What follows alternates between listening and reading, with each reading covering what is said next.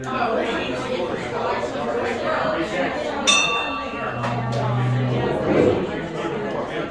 back, everyone. I'm going to get started just a few minutes early so that we can get everything done and our ladies have enough time to speak with us about the Foundry today. Lynn is filling in for Melissa. She could not make it. So Lynn, Sergeant in Arms for the day. Do we have any visiting Rotarians? Madam President, I believe we do. Right. But I know we have a special guest. We do have a special guest, Sherry. This is Sherry Yoder, and I will let her tell you a little bit about herself quickly. But we were connected through our own Amy Hicks through United Way. So Sherry, tell us a little bit about yourself. Sure, yeah. Hi, everyone. Thank you so much for having me. I am an ex-Rotarian, so maybe I will. Once a Rotarian, always. Is that what it is? Okay, all right. But in another state, I'm happy to be here today. So I'm Dr. Sherry Yoder, and I'm the founder of a nonprofit called Thriving Thoughts Global. And our idea is to get you to think differently about your mental health so that you care for it differently in a preventative way. And so what we do is we teach women how to thrive through the power of thought. You might say, why women? What about us men? Because we believe that women are the world changers and they influence their men. So, thank you guys for having me.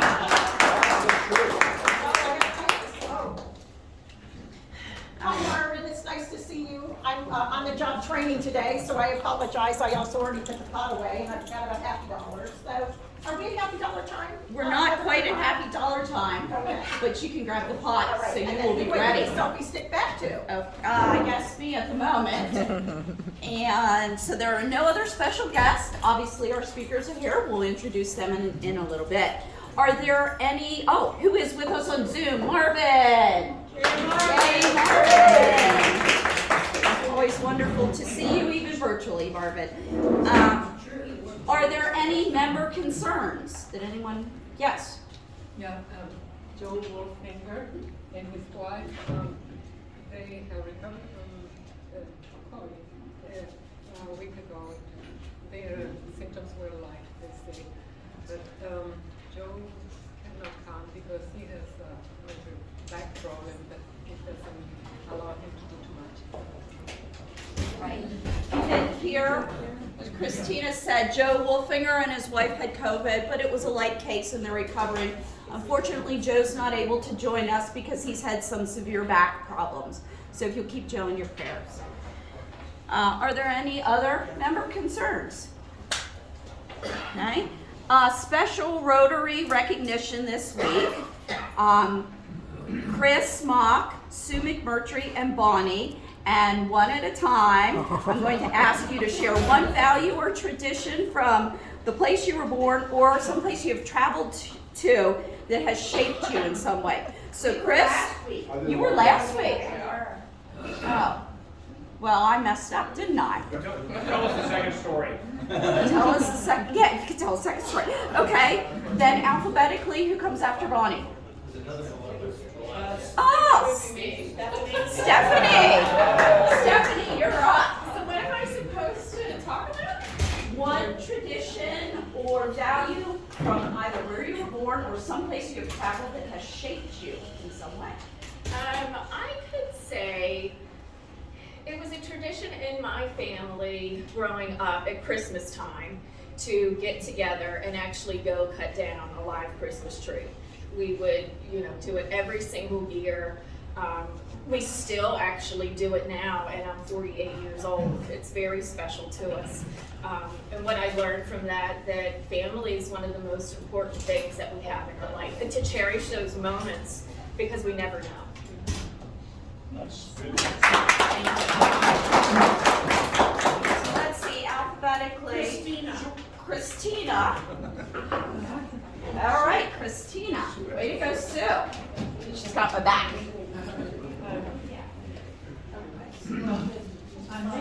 I don't want to brag, but I have traveled around 57 countries. But in Chile, in Chambersburg, have been the places that have, given me the most, that made what I am. In Chile, we have the family is something very strong. We never go too far. We always live in the same neighborhood. We try to be together. I think I was the only one who left Chile at the time, and I went to see the world, and I came because of my husband to Chambersburg.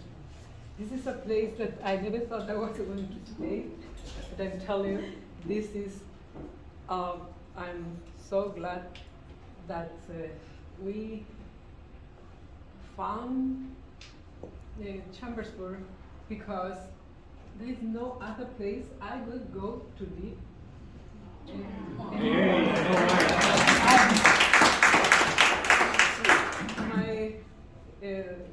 Yeah, to go to Chile to visit my family, but this is a small town with peace, with is close to anywhere else if you want to visit large towns, the metropolitan area.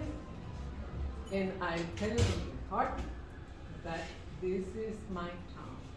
And I found Rotary. Melissa's smiling. Melissa's not here. Okay. Thank you so much, Sue, for that kind assist. And it is the 3rd of March, or the 4th? 3rd. 3rd of March, so it's March birthdays. Birthdays this month. Robert Ankerbrand. Mike Connors was yesterday. Teresa De Loretto's is today, so text Teresa happy birthday. Robin Harmon, Mike Calathis, and James Nadeau. I never say that one right. Nadeau. So, Clint, will you do it? Oh, Marvin! I don't know if we can hear Marvin, sing Marvin. happy birthday for us. Can we hear him? I don't know if we can hear him. You're mute, Marvin. Take yourself Can you off mute.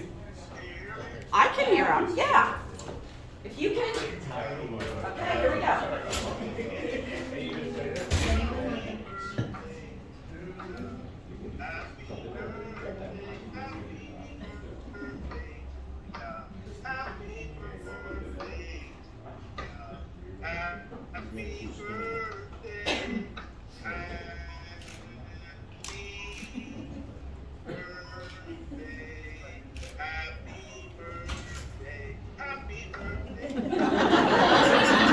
Do that again.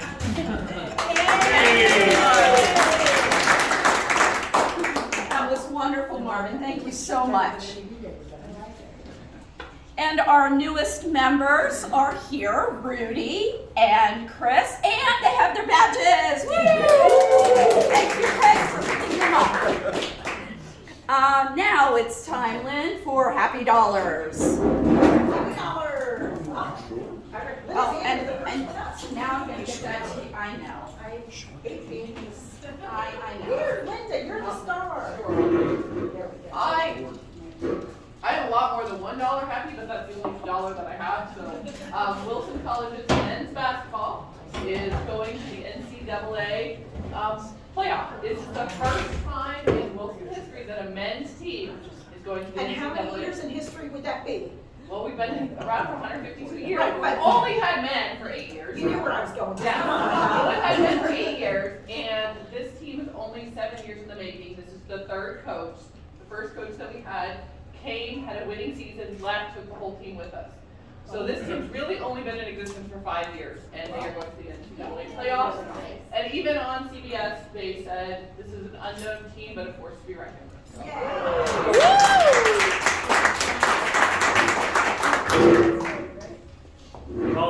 It might be a coincidence that I'm wearing yellow and blue today, but I hope you recognize that those are both Rotary colors and the country that's defending its very existence. And I'm hoping that those of you that are involved with Rotary International will put a little heat on them to recognize that they have millions of dollars of slush funds available to produce a special edition of the Rotary International magazine, concentrating on what the Rotary clubs in Russia and the Rotary clubs in the defending country are doing to rebuild that country. And the Russian Rotary clubs need to step up and make a hell of a difference across the border. Thank you.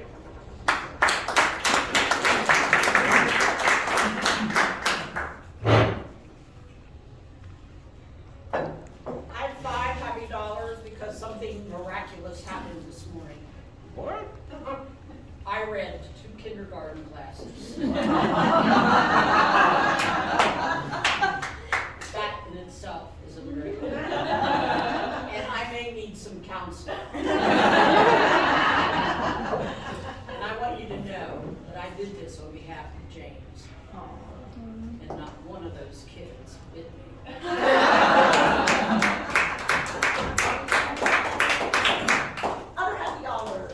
Oh, Danielle. Everybody's tucking it under their elbow, so there's gotta be a strategic way to hold this. There's my $50. Yeah, I just have a shameless plug. I am a part of Leadership Franklin County Class of 2022, and our project is partnering with Franklin Together and the Franklin County Coalition, and we are doing a reentry simulation on April 2nd, and I put some flyers back here in the back for you guys if you're interested. It came out on a chamber blast yesterday, if you guys saw it. We need volunteers to do this, so if anybody's interested, I would love to have you there. So that's what my shameless plug is about, and it is basically getting people that have just been released from prison back into society, getting them reactivated. So it's just giving you a glimpse of how hard that really is. And it is so, so hard. I did it, and 15 minutes in it, I went to the corner and I'm like, I'm just done. And they're like, you can't say that. And I'm like, yeah, I can. I'm done. Yeah. So it is so hard and so eye-opening. Yeah, so I really would love to have you guys, encouraging you to come and see us and just get to be reestablished with what it takes to get back into society and just know what that's like, so. Are you also doing the Sunday baskets? We are, yeah. Do you want to give a picture of the Sunday baskets? Well, we're also collecting, thanks, Lynn. I received that, we're collecting toiletries for the prisoners that, or the inmates that were coming out. We're collecting 200 items, and it's just toiletries for men, so, socks, underwear, the biggest things that are in need. All of this came out on that chamber blast yesterday, so if you need to look at it, or if you guys don't get a chamber blast, just go to the chamber website. Yeah, Okay. It's, okay. You can send it to the Rotary Club if you Yeah. like. And I was gonna do that, actually send it out to Heather the other day to see if we could get this into our bulletin, so, all right. Thank you guys so much. Anyone else for happy dollars? Oh, Christine? I want Melissa back. Let me just be clear. We had Marion yesterday, and Marion Public School yesterday.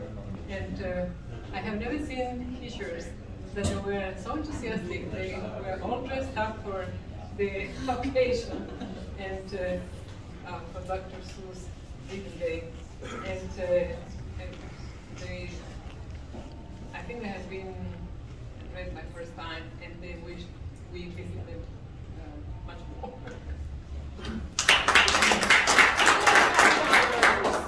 If they not, we can send it back to Heather. Last call for happy dollars? You already took my happy dollar that I had on the Yes, I was gonna table. say Heather has a little happy. So just real quick, what I was happy about, Rotary gives me a lot of great experiences and help and friendship. But something that it gave me this year that it hasn't before was the opportunity to read to my daughter, a 5th grader, yesterday in her classroom. I went into New Franklin to the kindergartners in the morning, and her teacher invited me back to read their chapter book. And it was really special. It gave me a time to connect with my daughter when she is now at the age when connecting with her is getting a little more difficult. So I really appreciate it. So thank you, Rotary. And now, yes, Marvin's got Marvin. He's got a chat question up there. What's the date and, well, I can't read it. Steph, Marvin has a question. I can't see it. What's the date and time for the, Decision program. Danielle, what's the date and time? April 2nd from 9 to 12. April 2nd from 9 to 12, Chambersburg Church of the Brethren. Yes, and we'll get all that information out to you, Heather. And I will send out an email as well, Marvin, in a recap of the meeting. Okay, If all he right. wants to know if he missed his opportunity to read to the students at Stevens Elementary. You can contact Stevens directly. I know that Chris Sellers took the books over there for you. Is that it? Okay, good. All right. We've started doing a Rotary Minute, and I had asked Sam King to do that, but he is not here. So, just in case that happened, I will do the Rotary Minute because I have been thinking a lot about Rotary and public relations and membership and marketing. And so I went on a Rotary website, to look at some things. And you know, the way we market ourselves is really within Rotarians and word of mouth. We don't do a lot as a club to market, so that's why public relations is so important. But what Rotary International does do, which I did not know, and I guess I should have, Rotary International is in the Rose Parade, in the annual Tournament of Roses Parade, the largest public relations project of the Rotary clubs of the US and Canada. Since 1924, a Rotary float has been entered 18 times, including every year since 1981. Here's the thing that I couldn't get over. Oh, not yet. The famous Pasadena, California parade is seen by 125 million people worldwide. Funds for the construction of the Rotary Parade entry are voluntarily given by Rotarians. The cost, here's the kicker, the cost of designing, constructing, and flower covering a Rose Parade float begins at $120,000. I couldn't get over that, but it's still awesome. Multi-District Rotary Committee in Southern California coordinates the planning of the Rotary float and provides hundreds of volunteer hours of service. The Rotary float must portray the annual parade theme, usually depicting one of the worldwide service programs of Rotary International. Each New Year's Day, Rotarians take pride in seeing their attractive float and realize they've shared in its construction by contributing $1 or $2 to this public relations project. But I didn't know that, so I learned something new in learning about marketing. The other thing about marketing, real quick, is I keep getting the same darn flyers for Geico and Progressive in my mailbox every week, which I shred and then recycle. What must their budget be? And we can do so much more just through word of mouth and posting and sharing on Facebook than sending out all this crap that ends up either going in the trash or being recycled. It's just a better way to get the word out, to connect with people, and look at all the wonderful people we meet. So that's all. That was my pitch for Rotary and our Rotary Minute. Nice.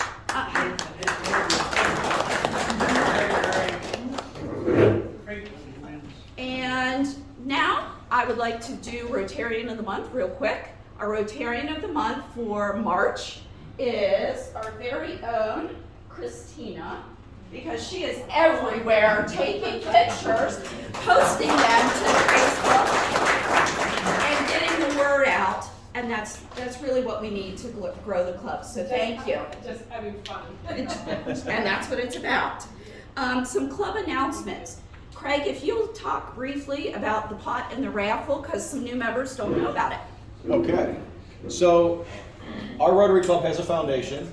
Our foundation gives scholarships each year, books and material scholarships to graduating Cassius seniors.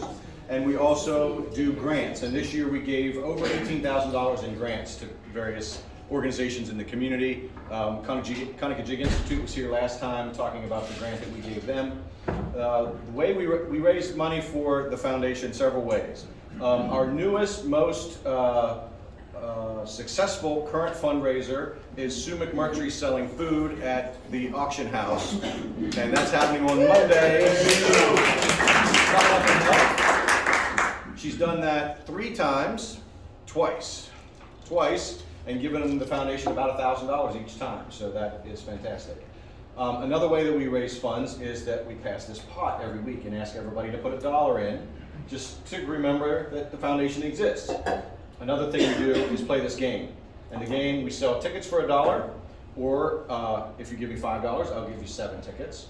And then the person whose ticket is drawn comes to the board and pulls off a card. One of the cards says jackpot. If you pull the jackpot card today, you'll get $255. It continues to grow.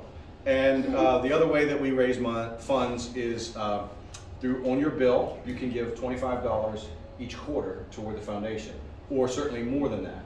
There are Rotarians who annually write a check for maybe $500 to our foundation, and that kind of thing is what keeps our foundation going. But that's what the game is about, that's what the pot is about, and happy dollars too. Thanks.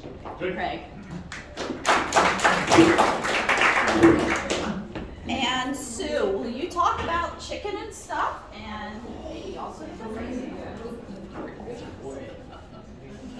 Okay, speaking of Chicken and Stuff. Chicken and Stuff is an annual fundraiser for the club. and it is always Easter Monday, and I am hoping to see every one of you at Chicken and Stuff. There will be sign-up sheets, and Easter Monday is April the 18th. We changed it up a little bit last year because of COVID, and we held it at S's and Sons in their parking lot. It was a lot of fun. It went so well.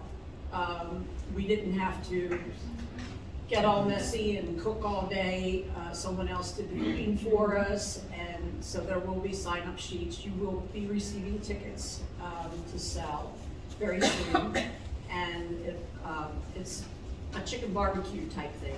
Half of the chicken, Beans, yeah, okay. inside or outside? It'll be outside, Okay. in the parking lot. The people drive through, we have the meals ready, hand it to them, and away they go. But it's a lot of fun. We had a great time. It's a good way to get to meet your fellow Rotarians, know more about them. Just a great time. It is, in case you haven't heard, it's Sue McMurtry's favorite time of the year. Favorite project. I'd also like to say about the food stand at Gateway Gallery auction. Heather offered this to us just one time. She needed somebody to fill in. Somehow I weaseled my way into the second time, and guess what? This coming Monday, we're doing it again. It's a great time. I love doing it. Right now I have 3 gallons of sloppy joes made. Last night I made 3 gallons of beef vegetable soup. This morning before I went to work, I made 1 gallon of chili, and I will be making several more gallons of chili. So, I do need some volunteers, and if you're available, I will gladly accept your help. Do I like to cook? So anyhow, it's a lot of fun, and I haven't thrown a roll at anybody, or did I? Yeah, I think I did. I don't remember. Yeah, I did. I did. But I don't throw knives or anything like that. But it's a good time to raise money. Like Craig said, we've raised about $2,000. That's $400 or $500 scholarships. That's awesome. Thank you, Sue. Something, but I can't remember what it was. It's coming Monday. Okay, thank you.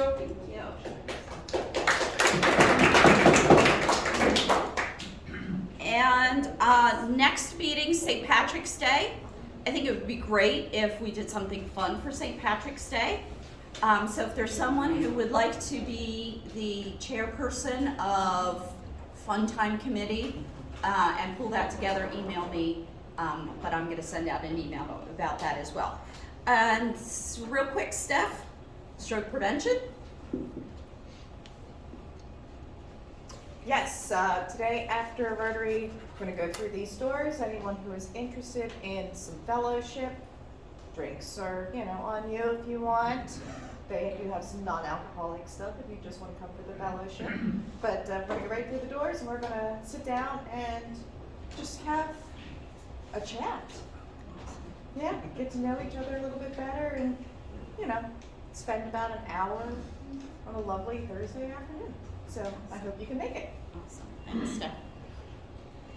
And with that, we are still looking for a president-elect designate. If anyone wants to throw their hat, just because we've had a couple years of females doesn't mean a male can't step up. That's right. Okay, and now it's time for the raffle. Craig. All right, $555. There are 11 cards left on the board. We start with 20, so we're at halfway today. We'll pull the 10th card today. There's jackpot on the board. There is $20 on the board. There is draw again on the board. And then there are about 7 losers. Madam President. Get down to the bottom this time, really, this one. All right, last 4 numbers. 8786. 8786. Dana. All right.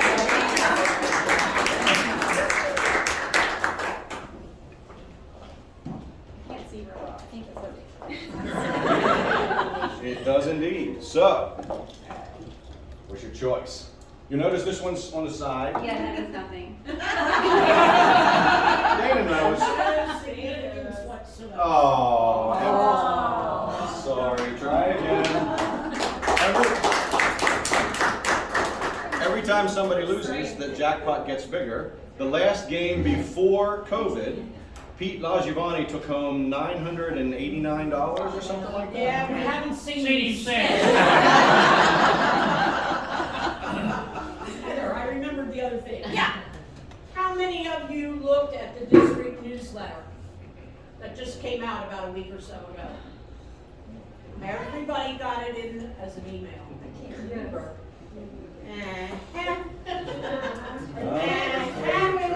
Just tell us. Yeah. Well, there was a whole lot of Chambersburg news in it. And some of your pictures were in it. Uh-oh. Yeah, yours was in it, Craig. Uh-oh. Yours was in it a lot. Then I guess I didn't see it. Just saying. Now that we've all been properly chastised by Sue. Sorry, Sue. I'll do the walk of shame later. I would like to take this opportunity now to introduce our speakers for what I know is going to be a wonderful talk. We have Andrea. My sister is Andrea, and I keep thinking Andrea Fitch and Ann Finucane talking about the Foundry. So I'm going to turn this over to you guys. This is so our Zoomers can see and hear, so it's kind of like a virtual microphone. All right. Okay. Now this is like walking and chewing gum at the same time. So I'm going to pass around a bowl that one of our artists has made, just so you can put your hands on a piece. So we are with the Foundry, which is at 100 South Main, corner of Queen and Main Street. At one time, it was Shrek's Hardware, way back. Potomac Bead, Remembrance Gift Shop, and Christian Life. Christian bookstore. Christian bookstore, right? And that at that point, it was two stores. It was right next to where Broad Studios used to be. The original building was, of course, burned down during the burning of Chambersburg. So there's a lot of history there, and it's a lovely place. And in 2015, in October, they started a pop-up there of artists through DCI, and it's quite a collection of artists, mostly local. We've got a few from a little bit farther afield, and we make everything there. We are a co-op, so in our cooperative, we run the place, we make the art, and we try to do as much of it as we can with DCI's help on the back end a little bit. We've grown, we've changed. We, during COVID, made our website, so everything that's in our store is also on our website, so you can easily see it. We're hoping to bring back classes again and making takes. Making takes are when we invite the public in, and for either free or small charge, you get to make something and take it with you that night. So you don't have to be an artist. We get a lot of kids, and we really struggle to get the adults in because they have as much fun as the kids do when we make stuff. Our artists are all ages, from 18 to, I'm not gonna say how old. A lot of retirees, but not always. We have a lot of people with young kids who are also artists. Most of us, it's side gigs. We're not full-time artists. We've got one or two that are making almost a living at it. But most, we just bring the creative spirit out from the local artists, and we help them become better artists. Because everybody has their own skill, either marketing or how they frame pieces, just trying to bring good art to our community.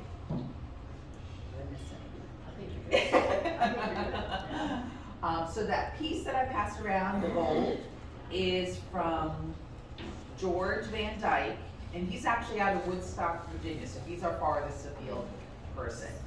But most of the wooden bowls you're gonna find are very heavy. To make them this thin, his wife says he goes through a lot of bowls where he cuts through accidentally. But to have it that thin and light is actually a great skill. So a lot of artists are very highly skilled. One of our other artists is Pam Bartle. Some of you may know Pam. She has been here in Chambersburg. She's got a working studio, as she would tell you. She's a weaver, actually. And recently she started doing clay. So some of her weavings are in our store, and she makes these lovely, colorful clay pieces also. And another one of our artists is Deb Slocum, thank you, Ann, who does resin work and also a lot of alcoholing work. So she's got these charcuterie boards of all different sizes, and she's now getting into personalizing them. So they make great gifts. Okay. You want to handle the rest? So many familiar faces here. Wow. I just want to talk a little bit about the Foundry in the community, because a lot of people don't realize how much art there is going on in Chambersburg and Franklin County. But we also have good relationships at the Foundry with the art club in town. It's the 50th anniversary of the Franklin County Art Alliance, and maybe some of you have gone to the big show they have out at Calvary United Methodist Church in Fayetteville. We usually have about 300 pieces. That shows you there's a lot of art being made around here. Well, a lot of those Art Alliance members are members of the Foundry as well. And then, of course, I'm sure you're familiar with the Council for the Arts, and Andy is on the staff there, as I was for 30-some years. But now I'm retired, so I just stay home. I'm trying to fill her shoes. But the Council for the Arts also offers a lot of opportunities to artists in the area. So there's really a lot going on in terms of the arts, even though you don't think of it like a New York City kind of place. Here's a place where people can make art, feel good about it to the local community, and be represented in a way that is not sort of exclusive the way it might be in a place like Miami or New York, whatever. This is a place where everybody can put their art out there. So it's a really supportive place to be an artist. So we work with those art organizations, and we also work with Downtown Chambersburg Incorporated, of course, because we're part of them, with their sip and strolls, and we work with the Downtown Business Council as far as the festivals. So we always have, events going on at the festivals, and those are the days when we have the most thousands of people come through the Foundry. But of course, we welcome you to come through at any time. I want to talk about 3 more artists. This is a piece by Kate Keeley. Kate Keeley is a professor at Shippensburg University, Hagerstown Community College, and she's just started working too for an online school out of New Hampshire. So she does abstract pieces, and this was the smallest one I could fit in my car. I couldn't fit anything, smaller for pieces are huge. But she does beautiful abstract work. And she's also a person who can mentor other members, because as a professor at a university, she has an amazing amount of experience when it comes to teaching and mentoring young artists. And as Sandy said, we have all ages, lots of retirees, but we also have some young moms and people who are just sort of starting out. So the mentoring process that goes on among our members is really powerful as well. So we have another piece here behind the piano that I want to show next. That is, this is sort of a fun piece by Donna Whirling. Donna works full-time at Wilson College. So again, we do have a lot of working people who are doing art on the side. It's not a great way to make a living being an artist. But this is a fun piece which she has done, with the sun and a moon image here. So that shows you sort of another way that you can look at the art in the Foundry. It's not only abstract, it's not only realistic, it also can be very creative and imaginative like this piece. And the third piece, this is another young artist. Of course, young to me is anybody under 40. But this is by Liz Staley. And Liz, I think she lives in Waynesburg. Is it Waynesburg? But she works full-time on the computer with computer design and graphics and computer games, and she does a lot of things that I don't understand. But this part of her I understand. And Liz is also passionate about animals. She raises horses, and she loves to put animals in her art, but she does it in a historical way. So this is a piece of hers that is of a red panda. And what you'd see in common with all of Liz's work is that she does it on maps. So I just found a friend with an old atlas, and an old atlas is a treasure to Liz because she takes the pages, and then if she has a map of Saudi Arabia, she'll draw an Arabian horse on it. And this is a case where she has a map of China, and she's done a red panda on it. So it's amazing the variety of work that you see. We have 26, 28? It's always changing. We have artists in there from all over the area, but besides being varied in age, they're really varied in what they do. So it's very rare for someone to come into our shop and not see something that they find interesting. Whether it's something on the wall, the two-dimensional art, or all the amazing three-dimensional things we have. Andy makes work in fiber, so she has a lot of pieces that are soft and fuzzy and beautiful. And we have the wood and the clay as well. So I welcome you all to come down, okay, 100 South Main Street. We're open on Friday, Saturday, and Sunday from 11 to 3.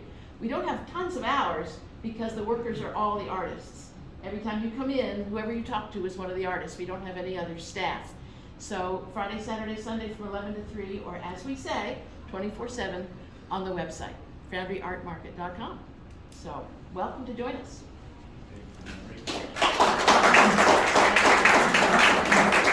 I think there's a question, Ann.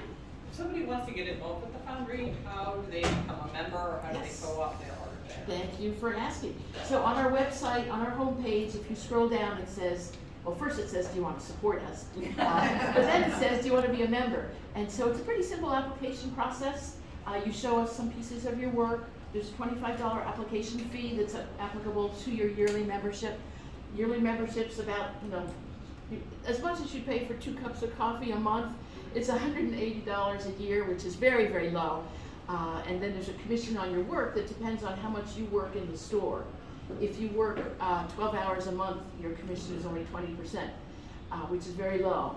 Because when you're an artist, you expect to pay to have the privilege to put your art out in front of the public.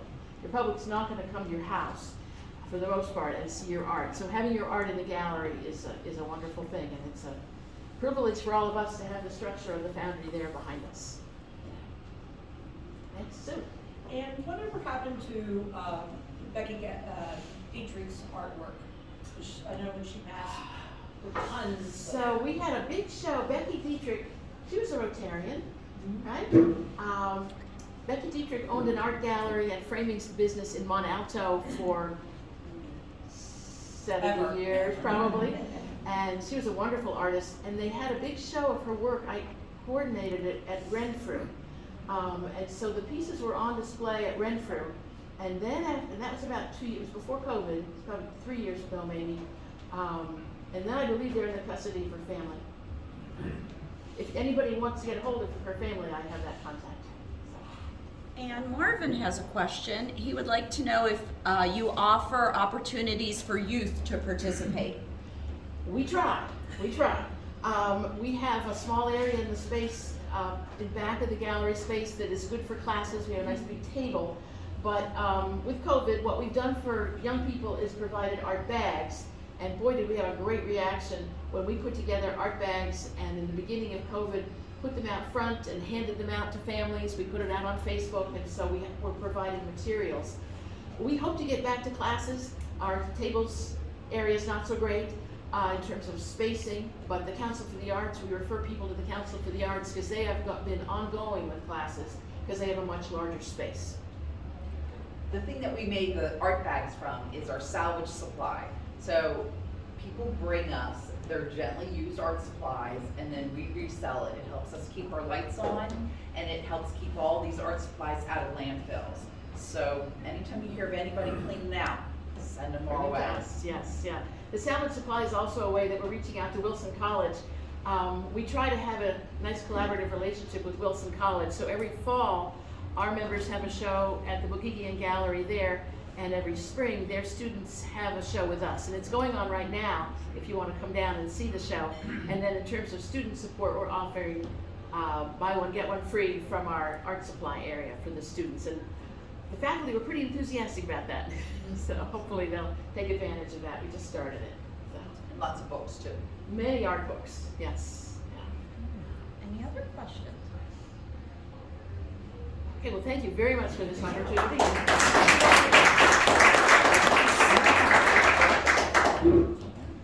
All right, and next meeting, March 17th, right here, Sharon Brosius, Cumberland Valley Breast Care Alliance will be here. Evening Club, March 21st at 5:30 at the Council for the Arts. Philip and Noel Purdy will be presenting on the history, current work, and upcoming events for Pride Franklin County. And that, have a wonderful, wonderful rest of your week. We are adjourned.